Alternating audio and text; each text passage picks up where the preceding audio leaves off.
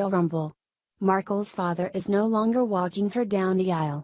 Queen is pissed. This is what happens when someone shady and of lax moral character enters the family. Kensington Palace has decided that Prince William will be giving away the bride instead of the father after Meghan Markle's dad and brother weren't invited to the May 19th wedding.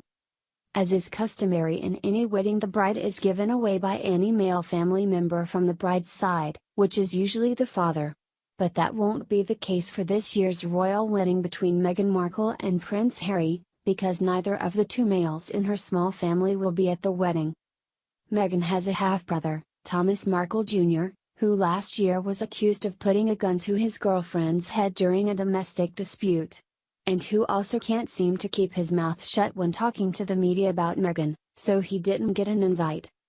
Meghan's father also didn't make the list because, according to sources close to her, she has said he has become a recluse of late and she is afraid he won't do well in such a huge gathering.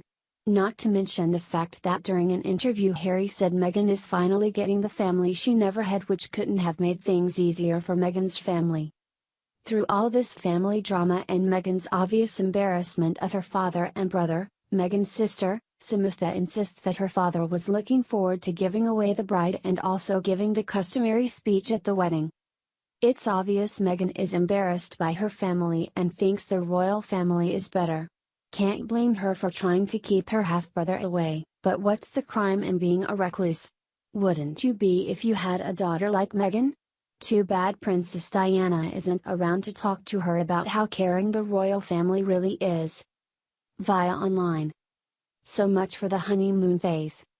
It's barely been a week since Prince Harry and Meghan Markle announced their royal engagement, and already there is a bit of a cloud over the festivities. Post-engagement bliss is supposed to be exactly that, living in a bit of a dream state while you savor all of the congratulations and kind words, marvel at the shiny new rock that one of you is wearing, and hopefully there are some presents, too. When you're a member, or member-to-be, of the royal family, that time also includes the requisite photo ops, media attention and a major upgrade in Glam Squad. And Harry and Meghan have all that, sure. Her luscious locks are all the evidence we need, but lately some major drama has been threatening to get in the way of all that. How Meghan Markle transitioned from suits style to a royal wardrobe. It started, as most of these familial scandals do, with an expose in the Daily Mail. One of Markle's childhood friends not only shared, and in all likelihood sold, a veritable boatload of private photos, covering everything from school plays to family vacations to her first wedding, but gave a revealing, and some would say entirely disloyal, interview.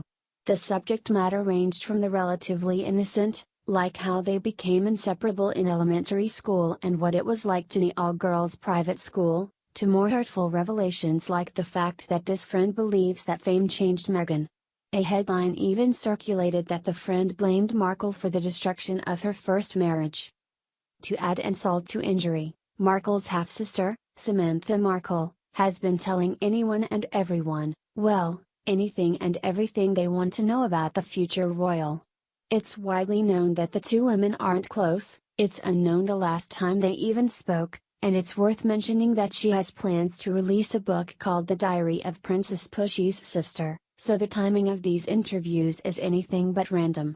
Samantha dished about whether Meghan will ask her father to walk her down the aisle and admitted that the relationship with Harry created a rift among the family.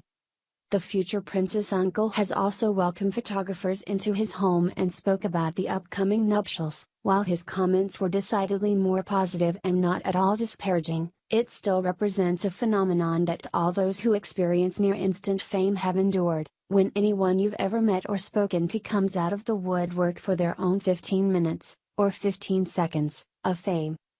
Kate Middleton went through the same thing when she began the public portion of her relationship with Prince William.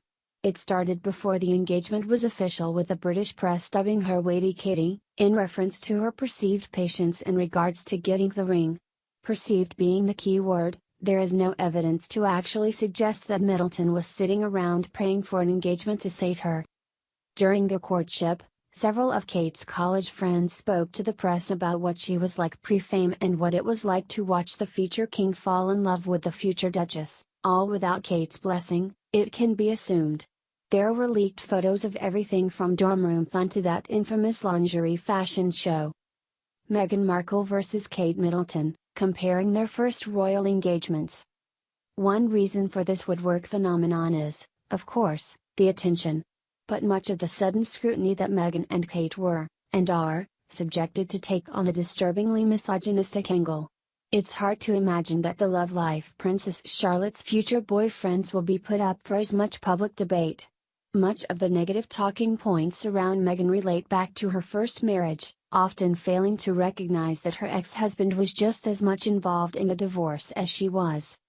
And, simply to play the devil's advocate, Prince Harry doesn't exactly have a squeaky clean background. With his near-constant partying, the Nazi Halloween costume scandal and the shock of the nude photos that resulted from a wild Las Vegas night, he certainly wouldn't pass muster if he was subjected to the same scrutiny. The press is allowing Markle's former friends to subtly slut-shame her while failing to mention that Harry has been through his fair share of partners. But the real question during all of this is, does it even matter? Will the headline-hungry people from Meghan's past have any bearing on her current happiness? The short answer is no. After all, despite what her friends and relatives may say to the tabloids, she gets the last laugh and the man of her dreams. Prince Harry is used to this level of scrutiny, and by all accounts there is no amount of bad press that could change his mind. He's shown to be fiercely protective of Markle, starting at his insistence in the palace's unprecedented statement in defense of Meghan that was issued at the beginning of their public relationship. Given his familiarity with news cycles, there's a good chance that the future royal couple haven't even looked at Google in the last week, and nor should they. The haters will keep coming, but all they have to do is keep looking forward.